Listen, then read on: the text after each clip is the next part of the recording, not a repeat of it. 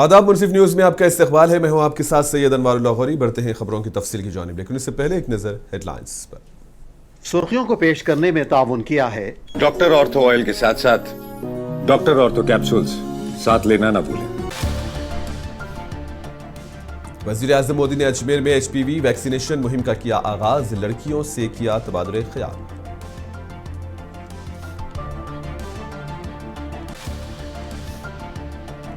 वजीर आला रेखा गुप्ता ने GTB अस्पताल में ICU बिस्तरों का किया इफ्तिताह, कहा हुकूमत सेहत के शोबे को मजबूत बनाने के कर रही है इक़दाम।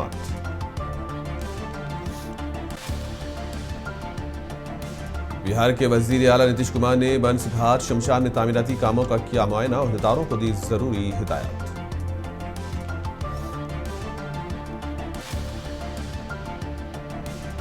मरकजी वजीर भूपेंद्र यादव ने कोरो नेशनल पार्क में चीतों को छोड़ा, तकरीब में अहदेदारों ने की शिरकत।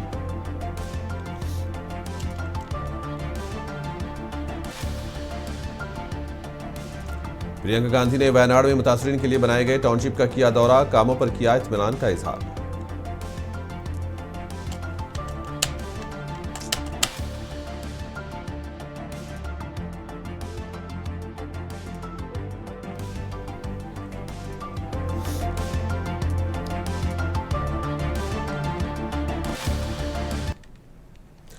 वज़ीर आज़म मोदी ने राजस्थान के अजमेर से HPV वैक्सीनेशन की मुल्कगीर मुहिम का आगाज किया। वज़ीर आज़म मोदी ने मुहिम के आगाज के बाद लड़कियों से तबादले ख्याल भी किया। इस मुहिम का मकसद बच्चियों को सर्वाइकल कैंसर जैसी मुहलिक बीमारी से महफूज रखना है।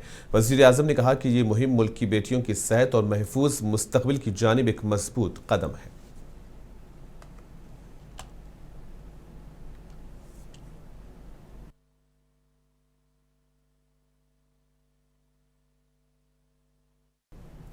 वज़ीर आज़म मोदी ने अजमेर में रैली से खिताब करते हुए कहा कि राजस्थान तरक्की की नई राह पर गामजन है। बीजेपी हुकूमत अपने वादे पूरे कर रही है। उन्होंने कहा कि अब रियासत में पेपर लीक पर लगाम लगा दी गई है, कसूरवारों के खिलाफ सख्त कार्रवाई की जा रही है। मुझे संतोष है कि आज राजस्थान विकास के नए पथ पर अग्रसर है। विकास के जिन वायदों के साथ भाजपा सरकार आपकी सेवा में आई थी, उन्हें तेजी के साथ पूरा कर रही है।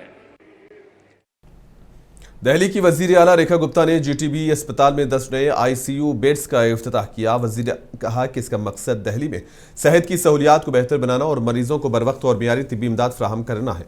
हुकूमत सेहत के शोबे को मजबूत बनाने के लिए मुसलसिल इक़दामात कर रही है।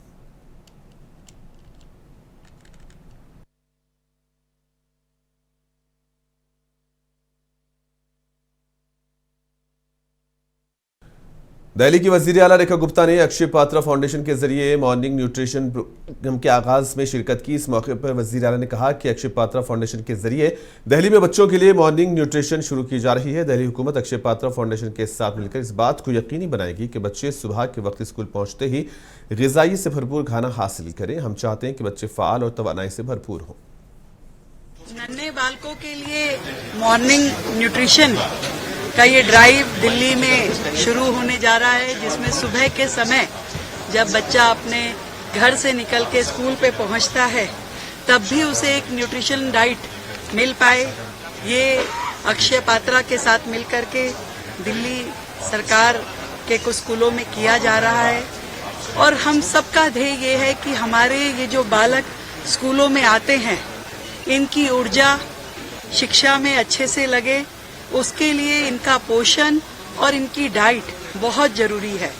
मिड डे मील सरकार के द्वारा लगातार वर्षों से दिया जा रहा है, परंतु सुबह के जिस न्यूट्रिशन की आवश्यकता महसूस की गई उसको अक्षय पात्रा के साथ मिलकर के किया जाना हम सबके लिए बहुत ही सुखद अनुभव है। और ये विजन जो है हमारे देश के प्रधानमंत्री आदरणीय नरेंद्र मोदी जी का है कि पोषण हर बालक के लिए बहुत जरूरी है। उस पोषण की मात्रा हर बालक के लिए बढ़े, उसे भोजन की फैसिलिटी मिले, वो दोपहर को मिड डे मील के रूप में और सुबह जब वो स्कूल आता है तो उसे इस न्यूट्रिशन डाइट के रूप में मिले। ये बहुत सुंदर प्रयास है। मेरी ओर से अक्षय पात्रा को बहुत धन्यवाद, बहुत बधाई। मतलब स्कूल ड्रॉप ऑफ भी बहुत ज्यादा, इससे बहुत कम होगा, बच्चों को बहुत ज्यादा पोस्टर मिलेंगे, स्कूल बहुत ज्यादा जल्दी बच्चे पहुंचेंगे स्कूल के लिए भी, ऐसा देखते हैं इसको। मॉर्निंग डाइट से न केवल स्वास्थ्य लाभ होगा बालकों को, बल्कि एक मोटिवेशन भी रहेगी समय से स्कूल आने के लिए, उनका पढ़ाई में मन भी लगेगा, क्योंकि भूखे पेट कोई बालक अच्छे से पढ़ पाए ये संभव नहीं है। उस बालक को जब ये ऊर्जा मिलेगी तो उसके लिए पेट भी भरा होगा, शरीर में भी ताकत रहेगी और पढ़ने में भी मन लगेगा। बिहार के वजीर आला नीतीश कुमार ने पटना में बनसघाट शमशान में तामीराती कामों का मुआयना किया। इस मौके पर वजीर आला ने कामों की पेशरफ्त का जायजा लिया और इस मौके पर अफसरान को जरूरी हिदायत दी। हुकाम के मुताबिक बनसघाट शमशान घाट की जदीद तर्ज पर तामीर का मकसद अवाम को बेहतर सहूलियात फराहम करना है।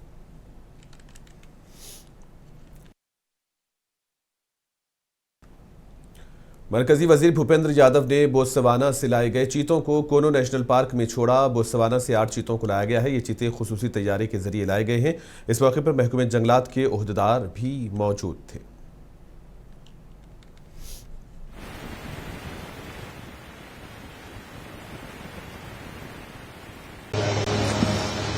आज सबसे पहले तो मैं माननीय प्रधानमंत्री जी श्री नरेंद्र मोदी जी को पूरे वन और पर्यावरण विभाग की ओर से आभार व्यक्त करता हूं कि उनका जो विजन है और देश में वाइल्ड लाइफ के प्रति उनका जो एक हमारे को मार्गदर्शन मिलता है, उसके कारण हम प्रोजेक्ट चीता के एक सफलतम पड़ाव की ओर पहुंचे हैं। आपको ध्यान होगा सबसे पहले स्वयं प्रधानमंत्री जी ने यहाँ आकर के जो हम चीते नामीबिया से लाए थे उनको कूनो के जंगल में छोड़ा था। दुनिया में बिग कैट्स का ये जो ट्रांसलोकेशन है अपने आप में पहली बार था। इस प्रोजेक्ट में हमारे को काफ़ी चुनौतियां भी आई, इम्यूनिटी से लेकर सर्वाइवल से लेकर लोकल हैबिटेट में उनको मिलाने से लेकर, लेकिन हमारे फॉरेस्ट विभाग के अधिकारियों ने, WII ने, यहाँ जो हमारे वेट जिन्होंने काम किया, साइंटिस्ट जो हमारे नौजवान थे और विशेष रूप से कूनो क्षेत्र के आसपास की जो हमारे ग्रामीण निवासी हैं, उन्होंने जो प्रधानमंत्री जी ने वादा किया था चीता मित्र बनकर के इस क्षेत्र में वन विभाग के साथ मिलकर इन चीतों के संरक्षण का कार्य किया। तो मैं इस पूरे श्योपुर क्षेत्र, कूनो क्षेत्र के जितने भी हमारे ग्रामीण भाई हैं उनको भी मैं हृदय से धन्यवाद देता हूं कि उनके सहयोग के बिना हम ये पूरा नहीं कर पाते। आम आदमी पार्टी के कौमी तर्जुमान अरविंद केजरीवाल और पार्टी के लीडर मनीष सिसोदिया संजय सिंह ने एक्साइज पॉलिसी केस में अदालत से बरी होने के बाद हनुमान मंदिर में खुसूसी पूजा की। इस मौके पर पार्टी के कायदीन और कारकुन भी मौजूद थे।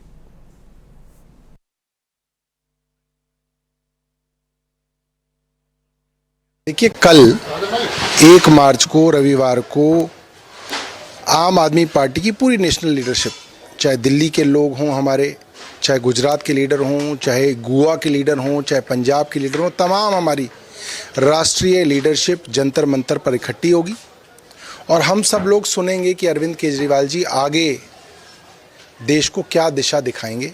हम सब लोगों को उसका इंतजार है। सीनियर वकील कपिल सिब्बल ने मीडिया से बात करते हुए कहा कि 27 फरवरी को एक अहम फैसला सुनाया गया जिसमें सीबीआई की जानिब से दर्ज मुकदमे में दिल्ली के साबिक वज़ीर आला अरविंद केजरीवाल और मनीष सिसोदिया, कविता और दीगर मुलजिमीन को अदालत ने बरी कर दिया। कपिल सिब्बल ने सवाल उठाया कि अब हुकूमत जवाब दे कि अरविंद केजरीवाल ने जो 126 दिन जेल में गुजारे इसका जिम्मेदार कौन होगा और मनीष सिसोदिया ने जो 503 दिन जेल में गुजारे हैं इसकी जवाबदेही कौन करेगा। कि ये जो 126 दिन अरविंद केजरीवाल ने जेल में बिताए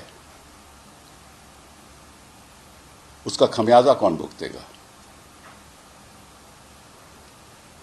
और 503 दिन मनीष सिसोदिया ने बिताए उसका खमियाजा कौन भुगतेगा। जवाबदेही तो होनी चाहिए ना। So therefore 27th, that is yesterday, the judge in the CBI case against Arvind Kejriwal and others discharged all the accused. And the judge said that this was a preconceived plan to inculpate these people, to make them accused. And then the CBI decided how to do that. There was no evidence with them. And they started the investigation with a single oral statement of against Kuldeep Singh. यहां पहले arrest होती है, बाद में evidence होती है. ये है कॉलोनियल माइंडसेट. कांग्रेस भी ऐसा ही करते थे.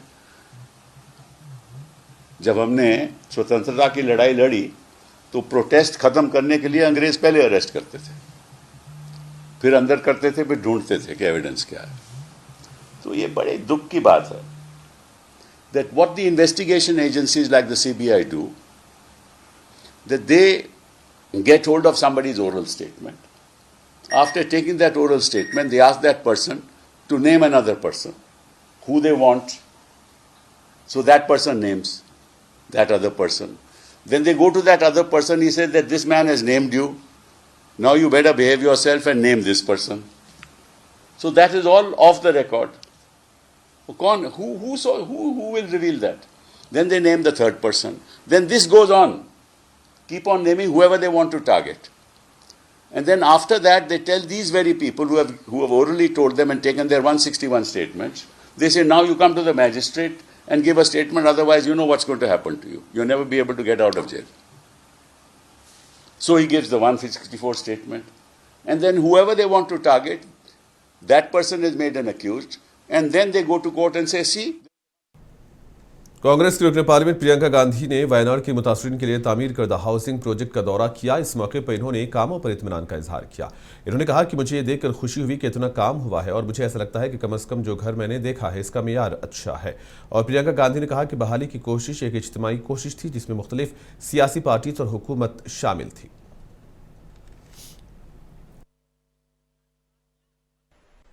Firstly, I'd like to say I'm very happy to have visited it. I'm happy to see that so much work has been done.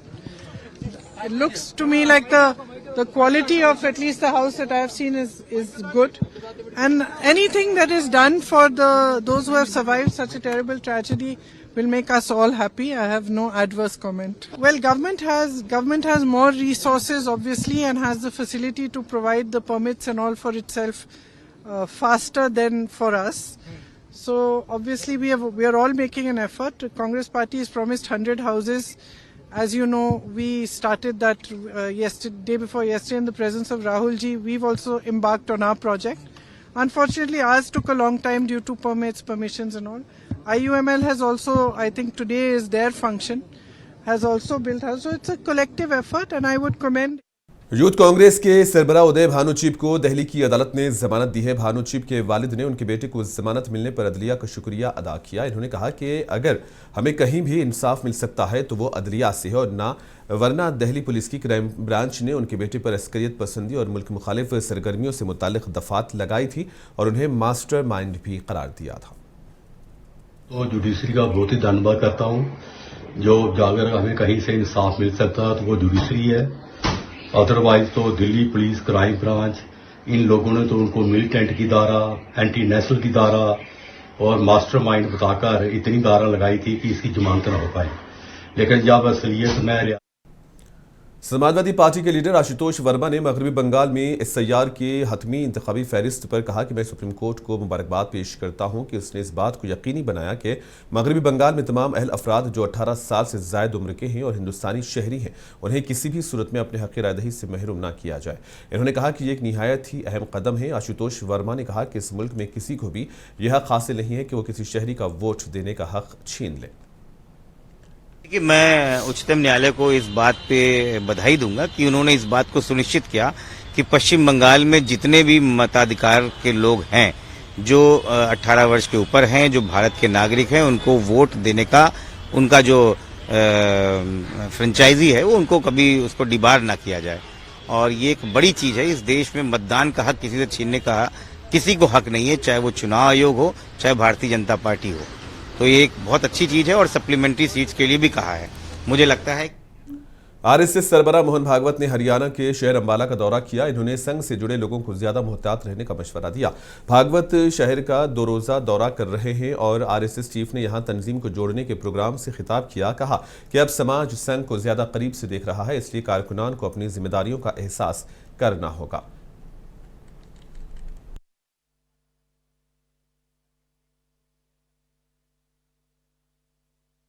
संघ कार्य का 100 साल लगे इसको खड़ा करने के लिए, और अनुकूलता तो अभी 20 वर्षों से चल रही है, बढ़ रही है, परंतु उसके पहले पूरा समय अपना उपेक्षा और विरोध में ही गया और बहुत कठिन परिस्थिति में हमारे कार्यकर्ताओं को कार्य को आगे ले जाना पड़ा। समाज में स्वयंसेवकों ने काम किया, संघ पर भी बहुत सारे संकट आए। ये कैसे हुआ? मगरबी बंगाल में असेंबली इंतखाबात करीब आते ही आसनसोल शहर में मुकामी मसाइल सियासी बहस का महवर बनते जा रहे हैं। असेंबली इंतखाबात से कबल आसनसोल नॉर्थ हल्के के वोटर्स अपनी रोज़मर्रा मुश्किलात को उजागर कर रहे हैं। जहां के मकीनों का कहना है कि तालीम, रोजगार, बुनियादी ढांचे और आलूदगी पर काबू पाने के मामले में शहर पीछे रह गया। खराब सड़कें और बढ़ती हुई आलूदगी आवाम के लिए मुस्तकिल चैलेंज बन चुकी है। बाज़ शहरी ई रिक्शाओं को ट्रैफिक जाम, सफर में ताख़ीर और हादसात की वजह करार दे रहे हैं।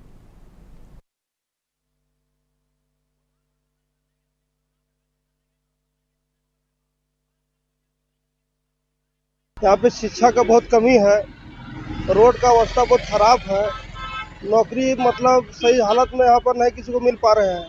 तो नौकरी अगर किसी से होते तो हम लोग यहाँ व्यवस्था ठीक रहता। अभी बिजनेस देखिए, हर किसी का बिजनेस खराब हो गया पूरा, हम लोग आसनसोल एरिया में पूरा जैसे तो नहीं चल पा रहे हैं। শিক্ষা নেই, কলকারখানা নেই, আমরা এটাই যে চাই যে কলকারখানা হোক, শিক্ষা হোক। শিক্ষা তখন আগে মানে অধঃপতনে চলে গেছে। आसनसोल का देखिए मेन प्रॉब्लम है पोल्यूशन। इतना पोल्यूशन है कि हम लोग को सब समय मास्क पहन के जाना पड़ता है। रोड ठीक नहीं है, 1 साल से रोड खराब है। एक इधर कूद रहा तो एक इधर बन रहा, ऐसे ही चल रहा। और आपका आसनसोल में जीटी रोड में जो आपका रास्ता है वो 4 वे होना चाहिए, इतना ट्रैफिक है। मगरबी बंगाल की सियासत में बयानबाजी का सिलसिला तेज है। तृणमूल कांग्रेस रुकन पार्लियामेंट स्वदीप बंदोपाध्याय ने इलेक्शन कमीशन की तरफ से एसआईआर मश्क पर सवाल उठाते हुए कहा है कि यह कार्रवाई दरअसल रियासती हुकूमत को निशाना बनाने की कोशिश थी, जिसमें नाकामी हुई है।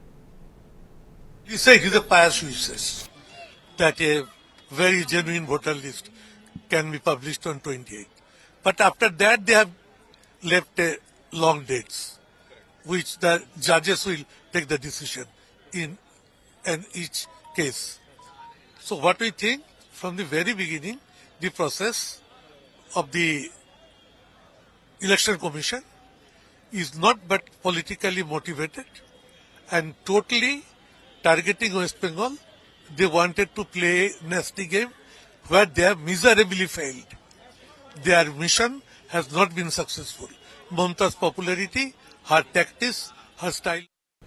हिमाचल प्रदेश में फरवरी के दौरान मामूल से 70 से 90% तक कम बारिश रिकॉर्ड की गई। महकमे मौसमियात के मुताबिक रियासत के बेशतर इलाकों में खुश्क मौसम बरकरार है और 5 मार्च तक बारिश के इम्कानात कम हैं। माहिर मौसमियात संदीप कुमार शर्मा ने बताया कि बारिश में नुमायां कमी के बायस दर्जे हरारत में उतार चढ़ाव देखा गया। बताया गया है कि दिन के वक्त दर्जे हरारत बढ़ेगा और बुलंद चोटियों पर हल्की बर्फबारी होने की तवक्को है।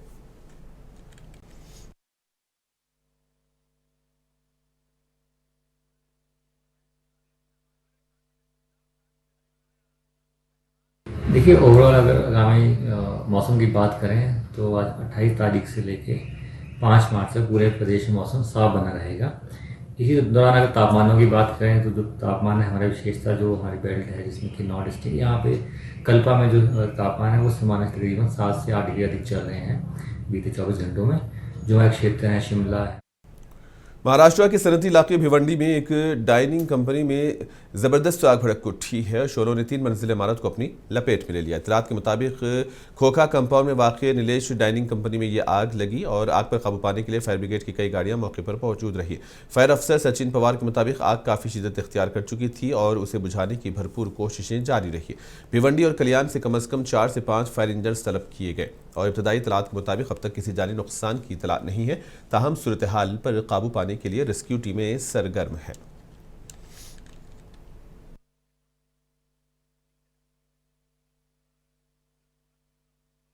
ये 11:30 बजे मुझे फोन आया, ये इधर आजू बाजू के लोगों ने मुझे फोन किया था आग लगा करके टाइम में। तो मैंने फटाफट फायर ब्रिगेड को फोन किया, पुलिस डिपार्टमेंट में कंट्रोल रूम में मैंने फोन किया, फटाफट पीछे वो लोग आए, अपना काम कर रहे। थोड़ा सा जो आग इतनी बड़ी फैलते जा रही है, ये किधर ना किधर हमारी कॉर्पोरेशन की लापरवाही है। इतने फायर ब्रिगेड लापरवाह कैसा मुझे समझ में नहीं आ रहा है। अपने पास इतना गाड़ियां है, इनका कहना वहां पर ड्राइवर नहीं। 20 बरस कबल मनरेगा कानून को देही हिंदुस्तान के लिए एक माशी ढाल के तौर पर पेश किया गया था और हर घर को 100 दिन के रोजगार का वादा किया गया था। लेकिन 2 दहाइयों के तजुर्बे ने यह भी दिखाया कि महज कानूनी जमानत काफ़ी नहीं होती। उजरतों में ताखीर, काम की तलब और फराहमी के जैसे मसाइल ने मनरेगा की कमजोरियों को बेनकाब किया।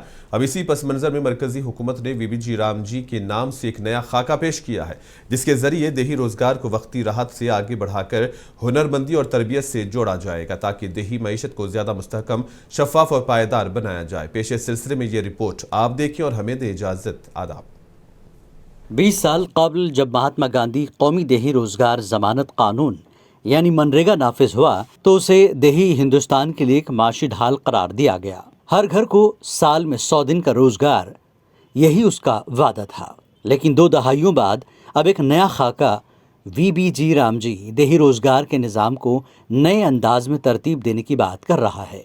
खुशकसाली हो या माशी सुस्त रवि, इस स्कीम ने लाखों खानदानों को कम से कम आमदनी की जमानत दी। लेकिन वक्त के साथ कई सवालात भी उठे। सरकारी और गैर सरकारी जायज़ों में उजरतों की अदायगी में ताख़ीर, काम की तलब और फराहमी के दरमियान फ़र्क और बनने वाले असासों की पायदारी पर खदशात सामने आए।